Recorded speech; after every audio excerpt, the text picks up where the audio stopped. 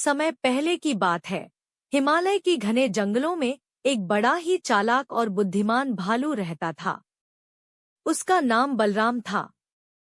बलराम न केवल अपनी ताकत के लिए प्रसिद्ध था, बल्कि उसकी चालाकी और बुद्धिमानी के भी सभी कायल थे। उसे जंगल के सभी जानवर बहुत मानते थे। एक बार जंगल में भयंकर सूखा पड़ा। नदियां सूख गईं, पेड़ पौधे मुरझा गए और जानवरों को खाने के लिए कुछ भी नहीं मिल रहा था। भूख और प्यास से सभी जानवर परेशान थे।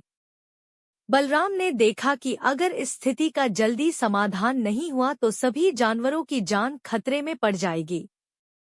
बलराम ने एक सभा बुलाई जिसमें जंगल के सारे जानवर आए। बलराम ने कहा, हमें मिलकर कुछ ऐसा उपाय करना होगा जिससे हम इस सूखे से बच सकें। सभी जानवरों ने बलराम की बात का समर्थन किया और उपाय सोचने लगे। कुछ देर बाद बलराम ने एक योजना बनाई। उसने कहा, इस जंगल के पास एक गुप्त झील है, लेकिन वहां तक पहुंचने का रास्ता खतरनाक और कठिन है। मैं उस झील के बारे में जानता हूं और अगर आप सब मेरे साथ चलें तो मैं आपको वहां ले जा सकता हूं।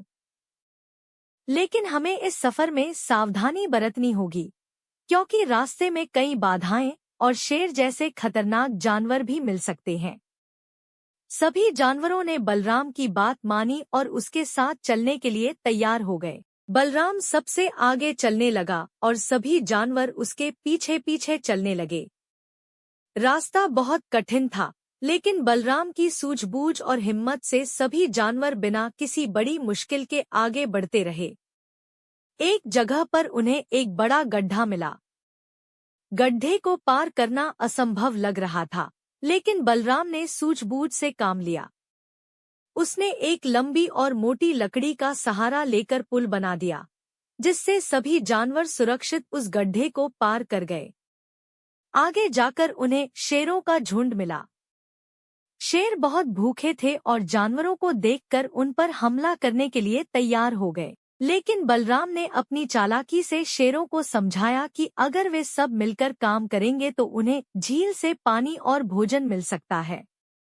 शेरों ने बलराम की बात मानी और वे भी उसके साथ हो लिए। आखिरकार बलराम और सभी जानवर झील तक पहुंच गए। वहां पानी और हरे भरे पौधों की भरमार थी। सभी जानवरों ने जी भरकर पानी पिया और भोजन किया। बलराम की सूझबूझ और बहादुरी से सभी जानवरों की जान बच गई। जंगल में फिर से खुशहाली लौट आई और सभी जानवर बलराम के आभारी हो गए। इस घटना के बाद बलराम की प्रसिद्धि और भी बढ़ गई। उसे जंगल का राजा घोषित किया गया और उसकी बुद्धिमानी और हिम्मत के किस्से हर जगह सुनाए जाने लगे। बलराम ने दिखा दिया कि ताकत और बुद्धिमानी के साथ अगर समझदारी से काम किया जाए तो कोई भी मुश्किल आसान हो सकती है।